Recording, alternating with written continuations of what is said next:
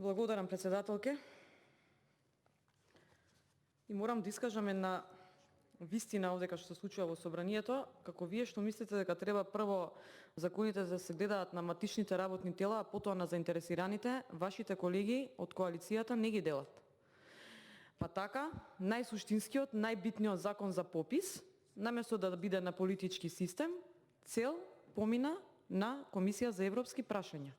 И покрај нашите процедурални забелешки на Комисијата за европски прашања, дека не треба да е матично, без разлика прво што нема целосно усогласување со регулативите, изборувавме и на седница, едно што нема целосно усогласување со регулативите, плюс што матично работно тело за попис, за законот за попис е оваа комисија за политички систем. И вие како председателка убаво кажавте дека прво треба да го гледа матичното.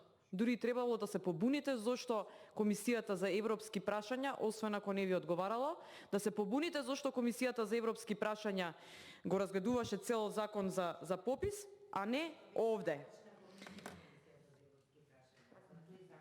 Во Комисијата за европски прашања поминуваат закони од земјоделие, поминуваат закони од образование, од буквално сите теми, да не навлезам, некоја може немало предлог закон од некоја тема, но буквално таму сме на добар пат да станеме стручњаци за секоја тема, верувајте ми.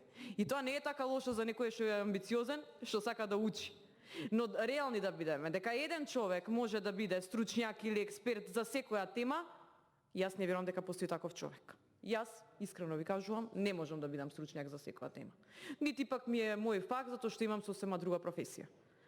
Ама дека треба на Комисија за европски прашања да поминуваат сите закони, што ќе ви текне дека не сакате да се дебатираат, затоа што се теми на кои што губите, бидејќи немате тема на која што поентирате во државата, и само така да ги поднесете дека ќе поминат бланко, извинете вака. Грубо да звучи, гадно сте се зафркнали. Значи не може затоа што имаме право да зборуваме, председателке, нема ограничување на број на процедурални забелешки. И ќе ве замолам да не дискриминирате по таа основа. Значи колку сакаме забелешки, толку ќе искажуваме. Се додека не ги прифаќате додека не ги прифаќате забелешките, амандманите, пошто до преска амандмани работевме, плюс немам извештај од Комисијата за европски прашања за овој закон, вие велите ќе ја добиеме. Дојди вчера е работава. Мислам, не може така. Ќе го добиеме мислењето, извештајот од Комисијата за европски прашања и потоа ќе го работиме овој закон. Затоа ви велам да си го повлечете овој закон и ќе го работиме откако ќе го добиеме мислењето, ама и треба да го доработите, ви кажав. Значи, не може овој закон да помине вака како што вие проформа сте навеле препораки, забелешки и што ја знам уште што не во него. Затоа ќе ве замолам за разбирање. Инаку ќе си тераме со процедурални забелешки.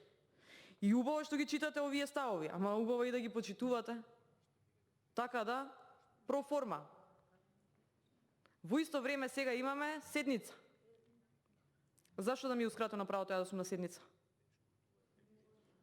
Еве и да не е почната арта. Во 3:30 до 3:30 е паузата, ќе заврши, ќе почне. И јас сакам да ги слушам таму сите забелешки за законот за попис. Зошто да ми е ускратено правото? Ја велам да го повлечете. И ќе ве замолам да го повлечете. Не е ултиматум, зошто? Ако вие можете, како вчера што направи вашиот колега на председател на Комисијата за европски прашања, додека имавме седница и додека имавме реплики кон вас, кон колешката Калевска, да излезе и да ни каже дека ќе продолжи Комисијата за европски прашања и покрај моето укажување дека имам реплики и говор на седница, се симнавте и си одржавте Комисија за европски прашања. Еве за транспарентност за работа да збориме пред граѓаните. Си одржавте Комисија за европски прашања на кој што поминувавте закон за амбиентен воздух. За амбиентен воздух, тема на која што најмногу губите, удлабок минус сте. Минатиот мандат убаво што сте тука, затоа што бевте во минатиот мандат, кога баравме информација за загаденоста на воздухот, 1 година ви требаше за да го ставите на дневен ред. Таа е вашата транспарентност. И сега се симнавте додека ние сме зафатени на седницата, излегуваме пред граѓаните дека сме неодговорни, затоа што Газибаба, од каде што доаѓам, спаѓа во една од најзагадените општини, каде што мерната станица не работи со години, испаѓам ја неодговорна затоа што не присуствувам на Комисијата за европски прашања каде што се работи за закон за амбиентен воздух, бидејќи сум пријавена и за реплика и за говор на седницата. Така ми ја намалувате ефективноста, не само мојата. 7 до 10.000 гласачи позади мене. Така ги уважувате граѓаните. И сега што правиме? Не поставувам ултиматуми. Ако ми кажат граѓаните, па и ќе поставам. Тоа е легитимно право, тоа е демократија. За ултиматум и уценувања да не отвориме темата. Подобро е.